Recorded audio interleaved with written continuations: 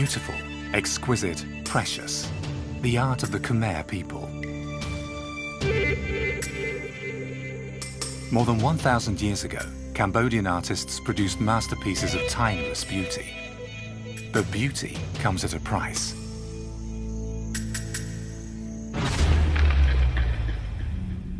These are the temples that hardly any tourists get to see.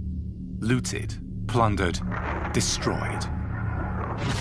In the 1970s, antique dealers exploited the chaos of the Cambodian Civil War to go on lucrative raids. In Khor Kher Temple at that time, one of the most beautiful statues was cut off its pedestal.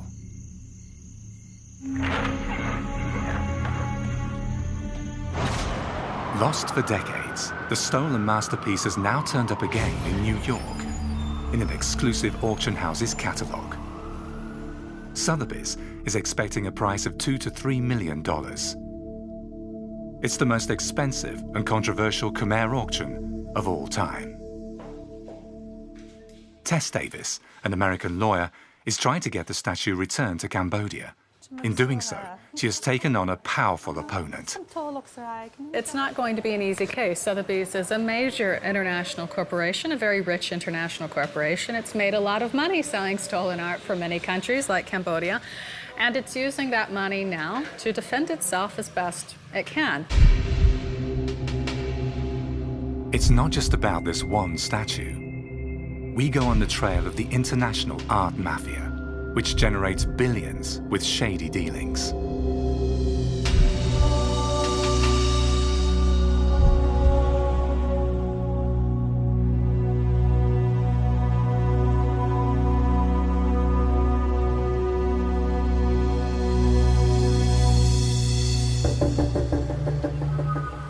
Our search for clues begins in New York. The arrival of a 1,000-year-old sandstone warrior from the Cambodian jungle has caused quite a stir here and called the top investigators into action.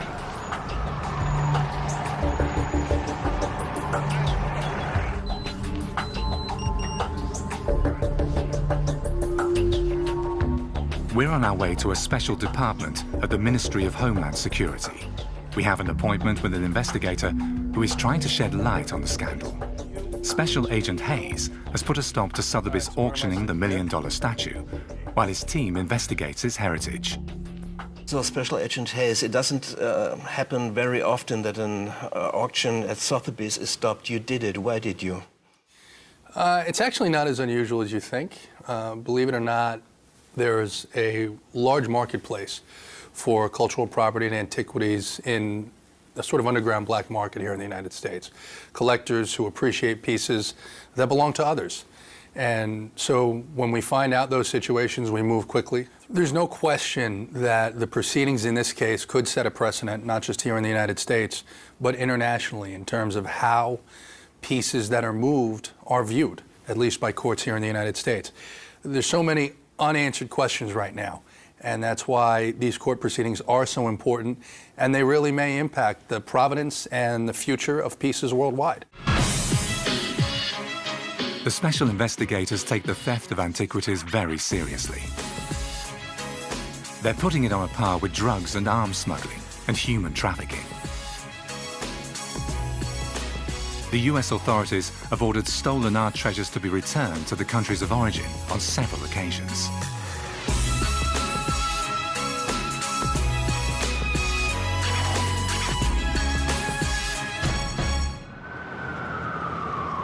When they saw it in Sotheby's catalogue, Khmer experts warned the authorities that the statue was probably stolen. For the time being, a district judge has forbidden the auction house from selling it or taking it out of the city. And US attorneys have brought civil legal action to recover the statue and return it to Cambodia. Our next stage of the investigation takes us to Phnom Penh, the capital of Cambodia. In a country ravaged by civil war, the struggle to have stolen art treasures returned is a matter of national honor. Tess Davis, the lawyer and anti-smuggling activist, advises the Cambodian government. In Phnom Penh's archives, she's seeking evidence to prove that the statue and others like it has been stolen. She has published an article showing that in New York alone, Sotheby's has sold 377 high-caliber Khmer artworks within 13 years. Most of these have no proper documents outlining the artwork's ownership histories. The auction house unsuccessfully tried to stop Tess Davis from publishing the article. Sotheby's wanted to sell this single statue for $3 million. What makes it so worthful? This statue, the Duryodhana, is very unique, not just in Khmer art, but in international art. It is part of a probably 9-figure tableau that would have been recreating one of the more famous battle scenes from the epic, the Mahabharata. And if you think back through art history, to have a 3-dimensional fight scene, it's very unusual. All 9 figures disappeared from the temple. Once, they might have looked like this. The central character is the Sotheby statue, the king's son Duryodhana. His nemesis Bhima faces him, and their followers kneel below them. It's a 3D action scene, a highlight of Khmer culture in the 10th century. There's some internal correspondence that's come to light from the trial in which Sotheby's was pretty much admitting that one of the reasons the price was so high on this piece is that pieces like this aren't coming onto the market anymore. Of course, that's because the war is over and the sites are better protected now. But it's tough that they tried to sell it anyway, if they knew it, huh? They were warned that it had been stolen. Those were actually the exact words used, definitely stolen, from Khmer. And yet, despite this, they put it on the front page of their most prominent catalogue for Asian Art of the Year. I think greed makes people do some stupid things sometimes. We set off for the scene of the crime in northern Cambodia.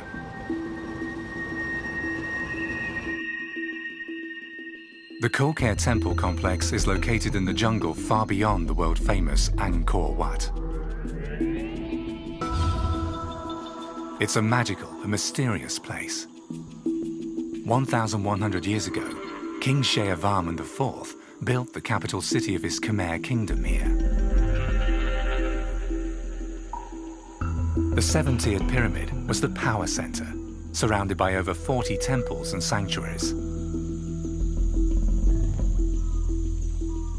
Khmer's master builders and stonemasons were regarded as the best of their time, which is where the problem begins.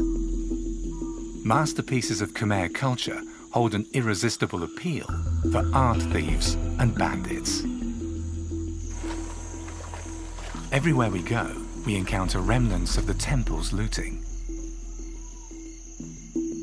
The security guards have little left to guard.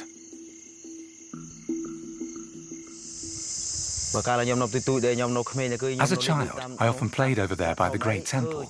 The statues were still there. They have arms as big as ours. Later, they all disappeared. Nobody knows where to. Of course, the whole country went to pieces. Today, I'm a temple guide, but not many people come here. There's nothing to see, of course. Nothing but junk lying around everywhere.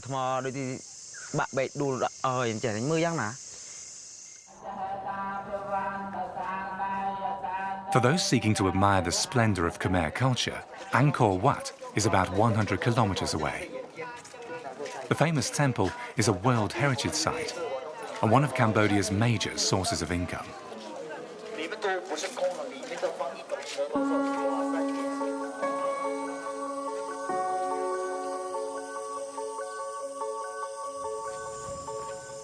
New research has revealed that a metropolis of up to 1 million people existed here 1,000 years ago. The Cambodian archaeologist Pipal Heng is an expert on daily life in the Khmer age. We haven't hit any big major championships. I'm sure you heard about the Sotheby's case, that Sotheby wants to sell a Duryodhana from Khmer for around $3 million. What are your feelings about this when you heard it? I mean, we've heard of people going around collecting artifacts and sell them to the market. In Cambodia, I don't think many people know the international price of those artifacts, but to hear that those looted statues were sold for millions of dollars and those artifacts being looted from here, I think it's just unacceptable. Whoever responsible for this should feel ashamed of themselves for doing that. For me, it's just unbelievable to see those outside of Cambodia. I think those should be returned because we are the rightful owners of those artifacts.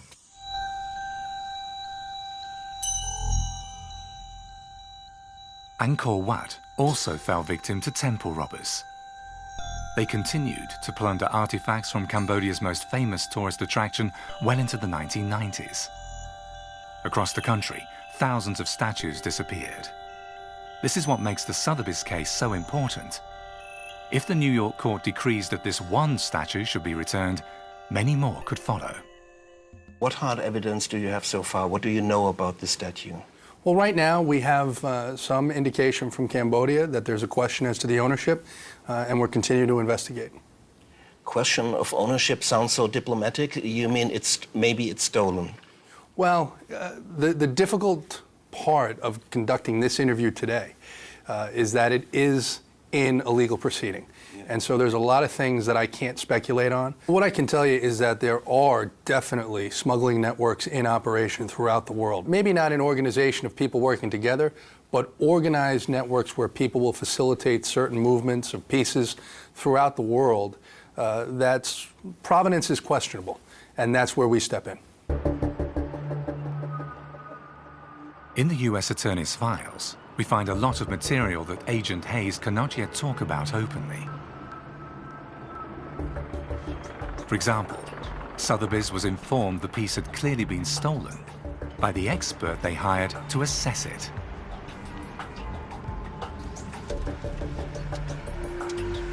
An internal email admitted that informing the Cambodian authorities about the upcoming auction would be like waving a red rag in front of a bull.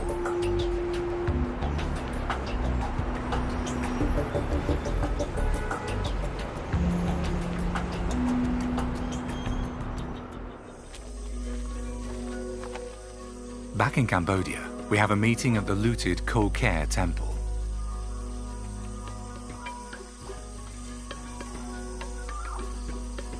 The British Khmer expert, Simon Warwick, knows this place better than most.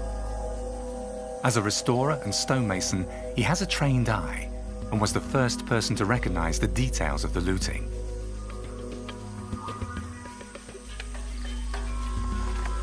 Where we see nothing but collapsed walls and debris, he sees the remains of pillaged temples. So that's a part of a statue, or? Yeah, it's two parts. There's a bust here.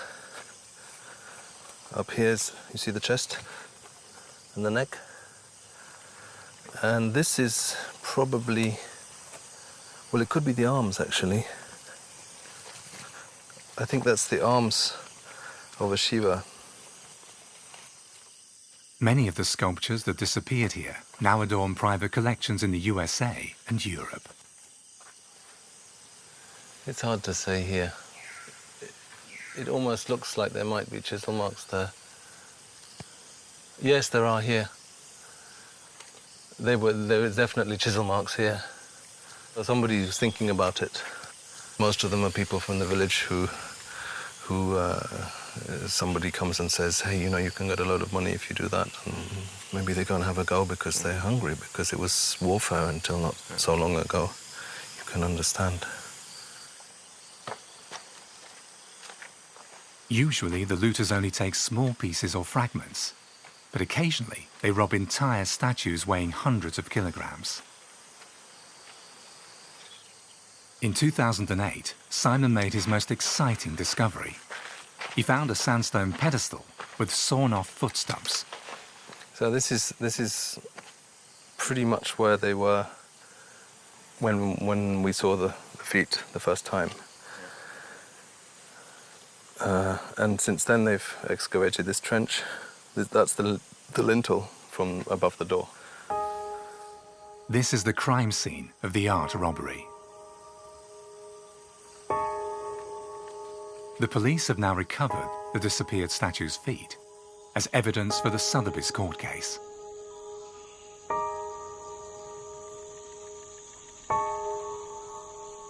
This is the location where the world-famous ensemble of the 9 life-size warrior statues once stood. The New York investigators now have a clear idea about who removed them from their pedestals in the early 1970s. In the chaos of the Cambodian Civil War, communist forces, including northern Vietnamese troops and Khmer Rouge guerrillas, controlled the entire region. Evidence suggests they helped finance their arms purchases by looting temples. The guerrillas fought in the jungle against the US Army, which was carpet bombing Cambodia.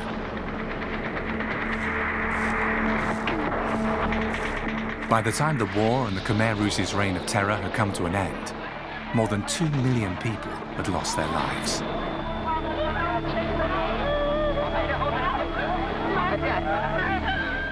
In the temples, not only rebels, but also other warring parties helped themselves, reportedly often hired directly by international smuggling networks. The total collapse of Cambodia gave them a unique opportunity to go on an unrestrained looting raid.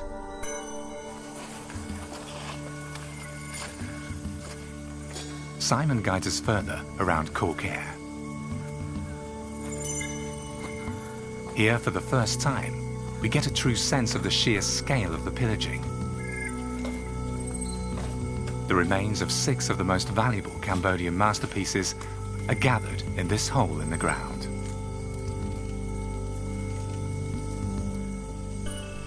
Yeah, there was they were also trying to cut it here at one point. It's a matter of supply and demand. As long as museums and collectors buy temple artworks and auction houses put them up for sale, supplies will flow from the temples.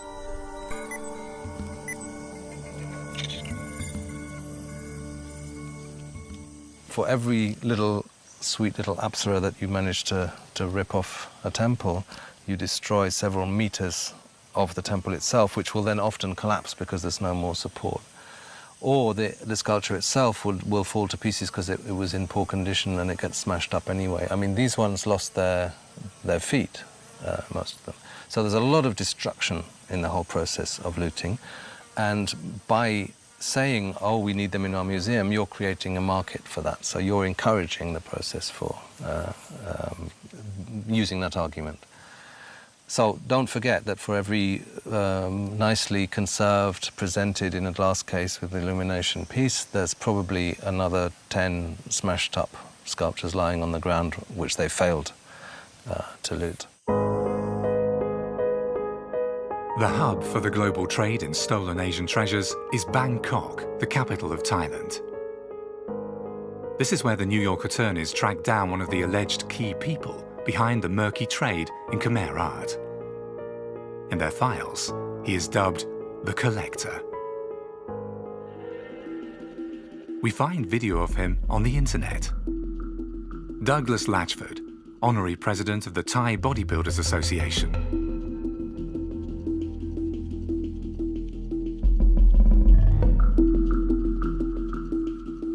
Latchford has supplied museums and private collectors with high-caliber Khmer art for decades. The 82-year-old Briton cultivates his reputation as a respectable art collector. But the US attorneys accuse him of supporting a smuggling network that transported the Sotheby statue to the West.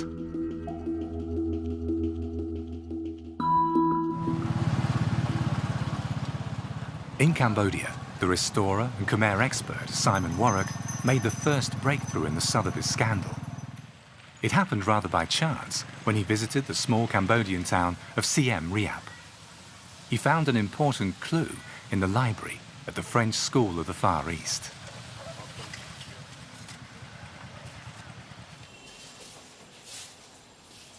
The author of this tome is Douglas Latchford. It's regarded as the standard work on Khmer culture. UNESCO criticized it as an inventory of the missing cultural patrimony of Cambodia, because it openly documents where hundreds of stolen masterpieces have ended up. Cleveland, private collection, Denver, private collection, Cambodian. The highlights of Khmer culture scattered around the world. Warwick made his most exciting discovery on page 150. This statue now stands in California, in Pasadena's Norton Simon Museum. It reminded him instantly of the sawn-off feet that he had photographed in Khmer Temple. The size, the style, and above all the conspicuous support between its legs seemed suspiciously familiar to him. The drapery was cut, and I thought, wow, that is really similar to one of these. There were two pairs of feet. This one is the one that we're talking about, the Norton Simon one. This is the one that turned out to be the Sotheby's feet. So I wasn't sure which, but so I pulled out my computer and opened them up and had a look at the book and side by side, and it seemed to be really close. So I scanned the picture in the book. So I did a simple, very childish and simple Photoshop job, which goes something like this. Put it here. And there it is, very small. Just enlarge it.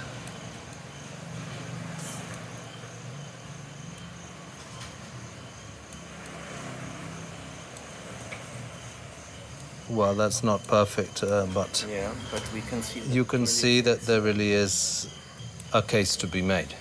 Wow. I would say. Yeah. This is 2 points is lucky, but 3 points, you know, it fits in all 3 points. This is not scientific proof or research, but this is grounds for further investigation. And eventually that's what happened. And then further investigation was carried out, and now we are where we are today. Back in Phnom Penh, the Sotheby's scandal has stirred the government into action. They cannot ignore that one of the country's most famous statues is being sold by an American auction house.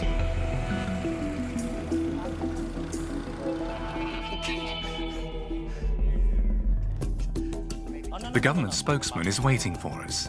He says he has a message for the world.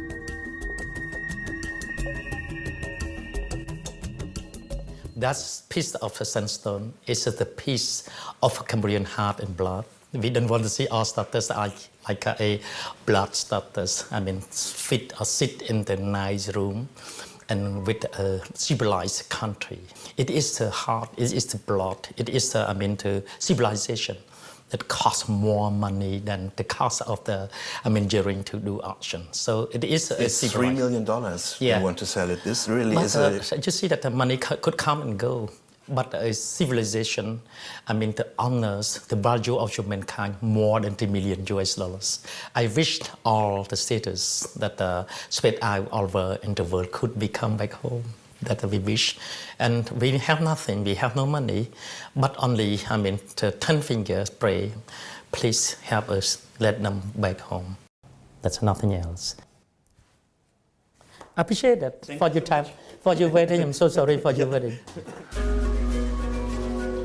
Tess Davis, the lawyer, is leading the charge to do just that. She takes her boss, Professor Simon Mackenzie, to the National Museum in Phnom Penh.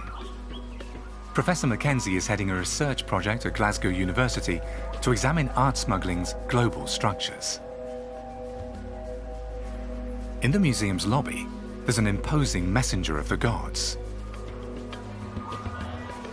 So the first statue greeting us here is the statue of Garuda from the temple complex of Khmer, the same site from which the Sotheby's statue was stolen. So as you can see, stylistically, these pieces are very unique from any others in the museum. They have a sense of movement and a sense of size that's just, again, very unique in the Khmer canon. So given that we don't really know some of the things that came from Khmer, we can look at the market and we can identify some of these pieces if they have this characteristic sense of movement. Exactly.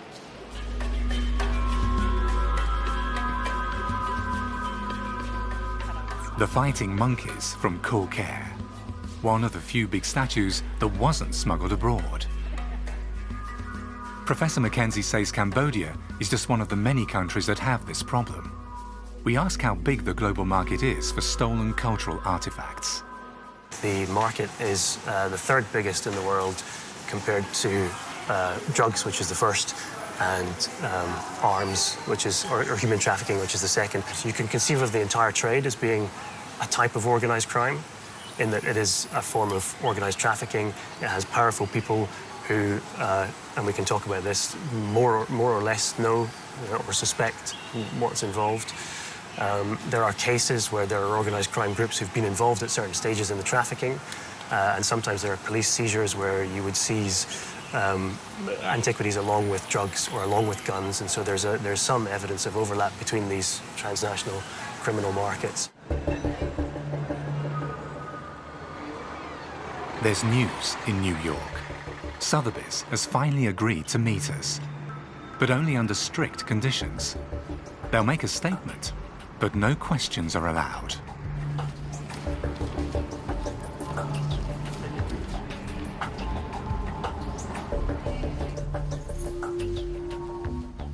We meet Peter Neyman, Sotheby's lawyer, on the 46th floor of the new World Trade Center.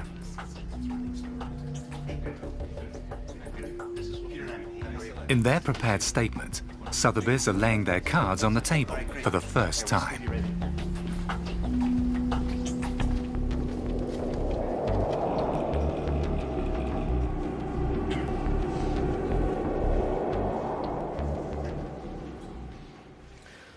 The U.S. government's position here, its effort to seize this statue from a good faith purchaser without compensation, is unprecedented, and it is, in our view, based on a misunderstanding of both U.S. law and of certain French colonial decrees issued between 1900 and 1925 that have never before been applied. But I'm happy to tell you what my view is. Our consignor bought this statue or her husband did, in 1975 from a reputable dealer in London in a open market fair transaction where she paid a fair market price, and it was in their home for decades after that. This, says Neyman, gets the owner off the hook from a legal standpoint, as she had assumed that a reputable dealer sells only legal works. But there is no way of checking this story, as the art dealer in London no longer exists. Is there any chance to get a 1,000-year-old statue out of a Cambodian temple in a legal way? Because you say in 75 it was clear that it was a legal deal, but how do you get a statue out of a temple legally? Yes, there are. I'm not going to go into great detail here. Obviously, this is a matter of litigation, but the law is quite clear that under U.S. law, there must be a foreign law declaring ownership with great clarity and with no ambiguity, and the laws that the government has identified do not meet that legal test, and therefore we expect to prevail on that issue. But isn't it really clear? That's it. Okay. Thank you. The lawyer refuses to answer any more questions. Sotheby's argument is ultimately this. Due to colonial laws, Cambodia could not prove that it was ever the owner of the treasures in its own temples. If the court accepts this argument, experts fear it will give pillagers the green light to continue smuggling artifacts from developing countries. In northern Cambodia, there is a temple whose history might undermine Sotheby's legal arguments. We are in Banteay Srey. Tess Davis shows us around. She's campaigning to have Cambodia's stolen Khmer treasures returned to the country, and Banteay Srey Temple plays a crucial role in her arguments.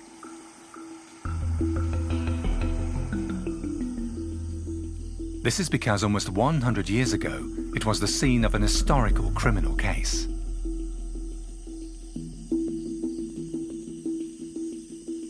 In 1923, a young Frenchman, André Malraux, his wife and his best friend, trekked here to this temple and hacked off a number of carvings which they were planning to sell on the international art market. Luckily, they were caught in Cambodia, and the French government were able to recover these pieces.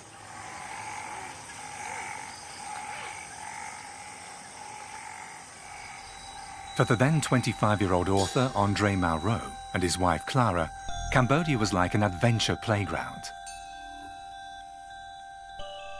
Like many Europeans, they were enthralled by this exotic country in Southeast Asia and recognized the value of its fantastic art treasures.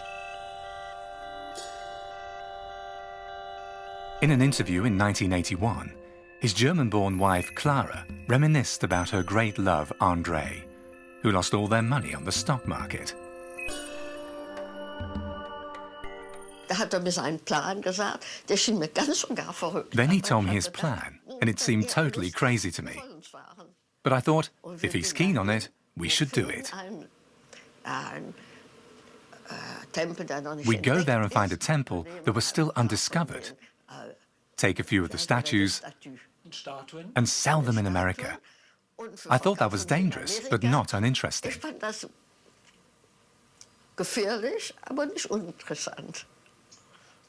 And wasn't it, from a modern-day point of view, somewhat unfair toward the countries in question to take away artworks that belonged to them?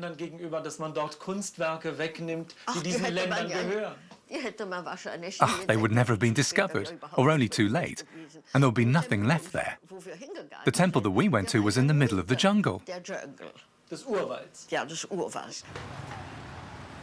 But Malraux and his stolen statues fell into the police's clutches, and he was put under arrest in this house in Phnom Penh.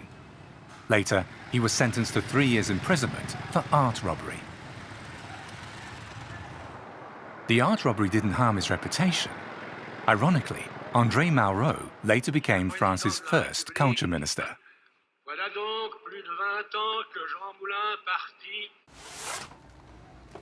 The court files on the Malraux case are stored in the National Archive in Phnom Penh. Malraux's arguments back then were the same as Sotheby's today. As the temple statues belonged to no one, taking them could not be a crime. But this bizarre legal argument was ruled invalid even then. In Tess Davis's view, the fact that the Sotheby's lawyers are relying on the same argument indicates their sheer desperation. I think they're fighting this case so hard out of desperation that they realize this era where they could do whatever they wanted to is over, it's ending. For example, this scene that you have at Khmer with the statues, the 9 statues, the tableau at Procession, it was broken apart, shipped as parts, piece by piece, trafficked to Thailand and then onward to the United States eventually. And it was broken up, much like many families during the Civil War were broken up and scattered to the end of the earth. And I think it's very important that now that the war is over, now that Cambodia is recovering and coming back stronger than ever, that these pieces be reunited. It's not just about art, it's more important than that. This is one chance for us to right just one of the many, many wrongs that happened to Cambodia during this time period. And I don't understand why anyone would not want to be a part of that. And then the unexpected happens. Douglas Latchford, who investigators believe supported a smuggling network that transported the Sotheby's statue to the West, asks us to come to Bangkok. The art collector sees the Sotheby's affair as a threat to his reputation and wants to set the record straight in an interview. The precondition for the interview is that we are not allowed to film the right-hand side of the apartment. That is where the Khmer treasures are. It's important to Latchford, however, that we inform the world of his readiness to donate parts of his collection to the National Museum in Phnom Penh when the time is right. We ask him about the Sotheby's scandal and show him the court papers from New York.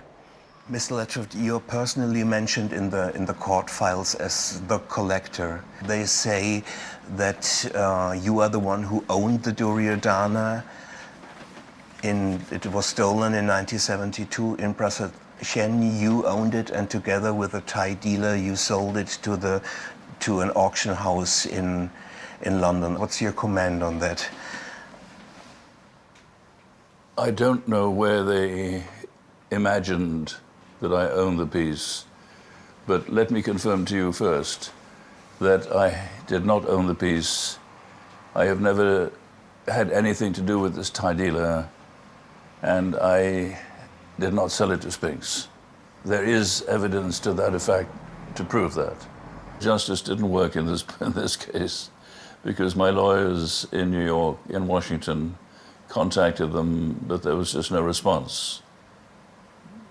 They didn't want to hear the other side of the story. Latchford is happy to show us his art catalogue. But this is not the evidence that supposedly exonerates him. Can you? He says that there is a secret video that proves his innocence. However, he cannot allow it to be shown on TV. If he did, he says it would incriminate one of the leading Thai families as big-time smugglers. We have no way of verifying his claims. Okay. How important was provenance at this time? How important was it to know where the pieces are coming from? At that time, in the 50s, the 60s, nobody questioned provenance. It didn't play a big role for you to think about where it came from? Not from me or from anybody else. If you see a statue like the Duryodhana that was cut off in 2 or 3 pieces, most of them head off, torso extra, isn't it very obvious that these were looted things? Because this is the way how looters work. They cut the head off, they deliver it to, yeah? At this point, Latchford's media advisor interrupts the interview. He came especially to block unwelcome questions. Still, we try again. In the court files, they speak of smuggling networks, and you being a part of a smuggling network. What do you feel when you read it? Their imagination has gone wild. They've seen too many Indiana Jones films. As far as I know, there is no such thing as a smuggling network, and I certainly don't belong to any smuggling network. Experts take a different view. Local thieves, they say, looted the Cambodian temples by order of foreign dealers and collectors until the 1990s. But what about the situation today? So Tess, how easy is it to buy stolen antiquities in Phnom Penh? Well, right now we're going to the Russian market, which is the most popular tourist market here in the city and has been for decades. And while the valuable pieces, the really valuable statuary and pieces like that, never stay here in Cambodia, they're shipped off to Thailand and elsewhere. You can And they end up in the museums or in private collections? Yes, yeah? exactly. Yeah. But you can buy antiquities here in Phnom Penh that have been looted from sites all over the country. Bronze and iron jewelry, beads, bangles.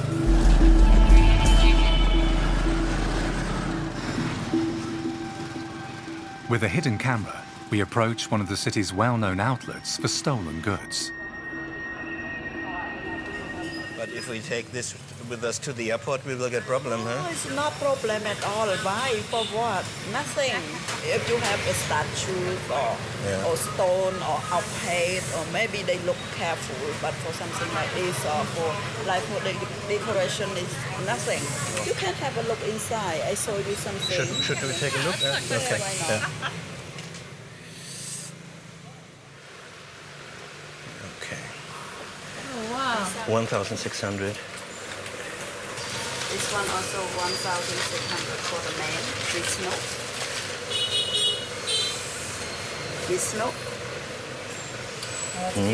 Very beautiful for her. And him. And this one. And I have Naga also. Of this, that one Naga, incorporate, that one 1,200 because little bit damage.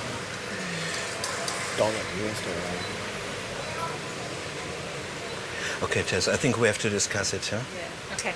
Thank you so Yeah, much. yeah. Thank you. How much is this one?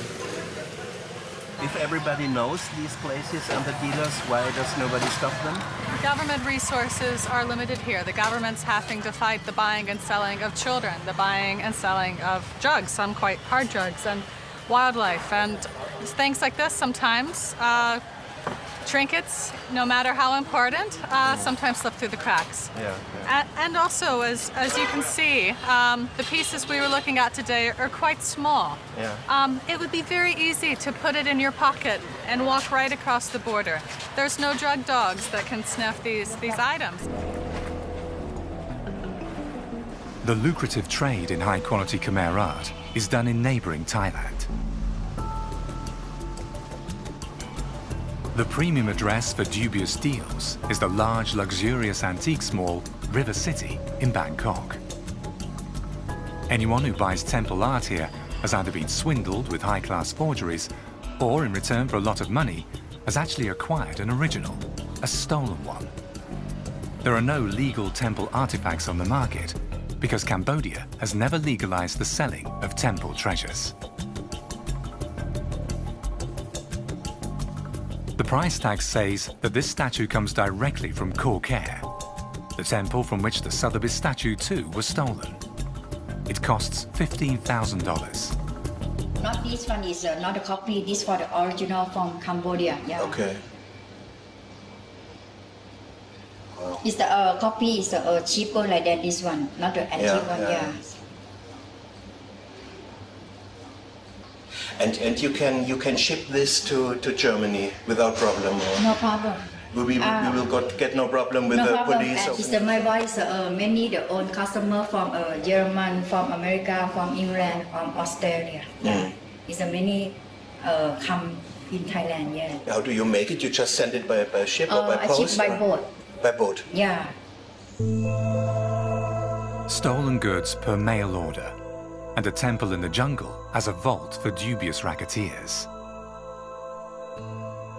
US attorneys have traced the exact trail left by the stolen Sotheby statue. They say in 1972, the statue was removed from its pedestal in Khmer Temple. The looters exploited the chaos of the Civil War. Then they say the sandstone masterpiece was smuggled across the Thai border in an ox cart and delivered to the collector in Bangkok. Latchford denies this. But according to the US attorneys, he forwarded the statue to Europe together with another dealer using false documents. In the mid-1970s, an auction house in London sold the sandstone warrior to a wealthy art collector in Belgium.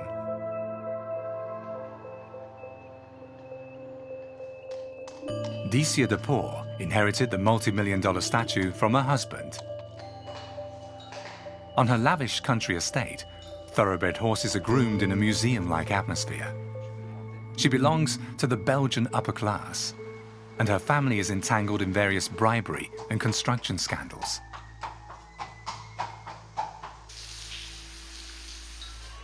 The media-shy millionaire refused our requests for an interview. In 2010, Dicia de Poor sent the statue to Sotheby's auction house in New York. It's being held there until the court reaches its final decision. In the meantime, Sotheby's has lodged an unsuccessful objection to the application. The Sotheby's scandal has spread.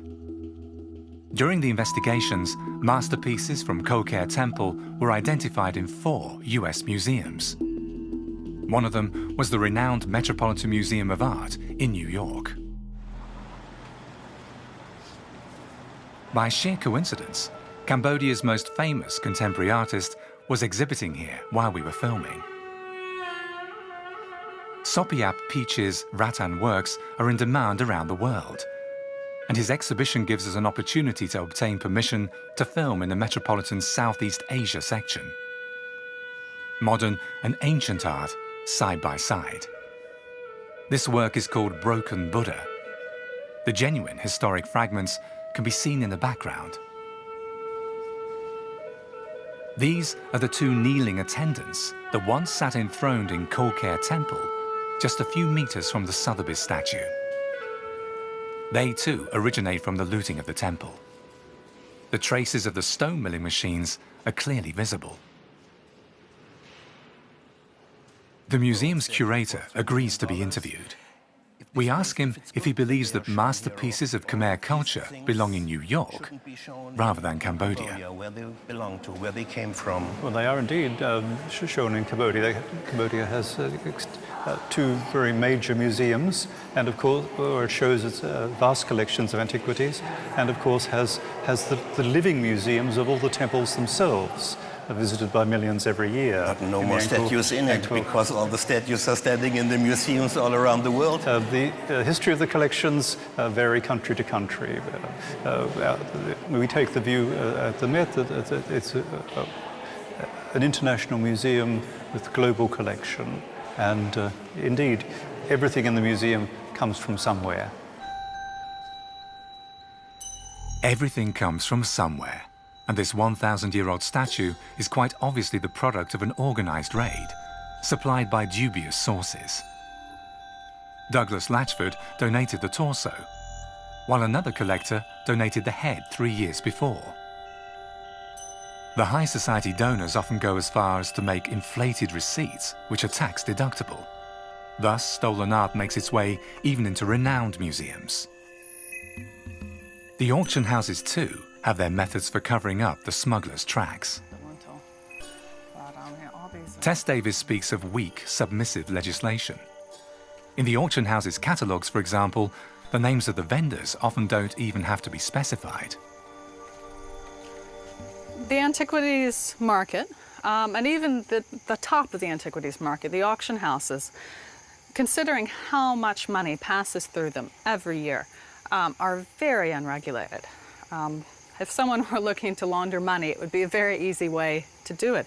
There's very little regulations. You can spend millions of dollars on something and not know whom you're buying it from. Where else can you do that? I don't think the public wants to own a piece of the Cambodian Civil War. I don't think they want to own a sacred object that was stolen from a temple by paramilitary groups and perhaps funded their operations. I don't think people want that. Museums and auction houses are entangled in the scandal of the stolen group of figures from Khmer. In the middle is the king's son Duryodhana, now in a Sotheby's catalogue. Below right, the Pandava brothers, the kneeling attendants. Today, two of them are enthroned here in the Metropolitan Museum. The curator, too, is rather uneasy about the statue's story. The codes of collecting have changed through the decades, and what was perfectly acceptable 30, 40 years ago is not the rules that we abide by today. Yes, the manner of collecting changes over time, and we now follow the UNESCO conventions for all our acquisitions that we make. In a surprise move, a few weeks after our interview, the Metropolitan returns the two statues to Cambodia. But the biggest shock is yet to come. In the most astonishing development of all, Sotheby's backs down. The auction house returns the stolen statue to Cambodia. In return, the US Attorney's Office in New York agrees to stop the court proceedings. The most expensive and controversial Khmer auction of all time collapses, and the greatest Khmer masterpiece is back home. It's an historical moment for Cambodia, and a great success for Tess Davis. No fewer than 3 statues from the world-famous group of stolen artifacts are being welcomed today with a state ceremony. As well as the Duryodhana statue from Sotheby's, its nemesis Bhima from the Pasadena Museum is back too.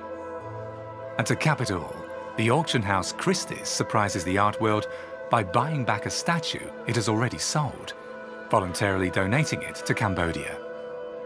Until then, not even the smuggling investigators knew that this masterpiece was also owned by a collector. This is the moment Tess has fought for years.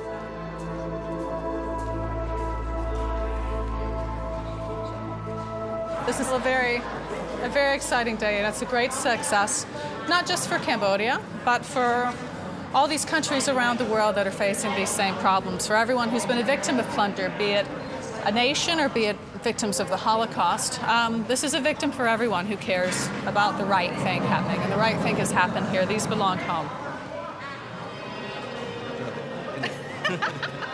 Simon Warwick, the restorer who helped confirm the theft of the statue, has also been invited to the state ceremony as a guest of honor.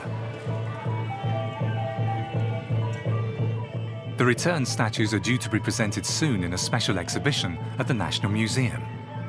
It would be too dangerous to take them back to Khmer Temple.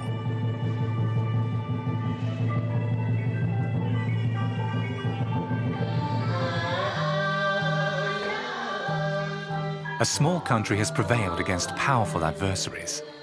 It's a day of celebration in Cambodia. But not all are celebrating. Back in Bangkok, Douglas Latchford sees the matter rather differently. It's a good day for Cambodia, it's a bad day for the art market.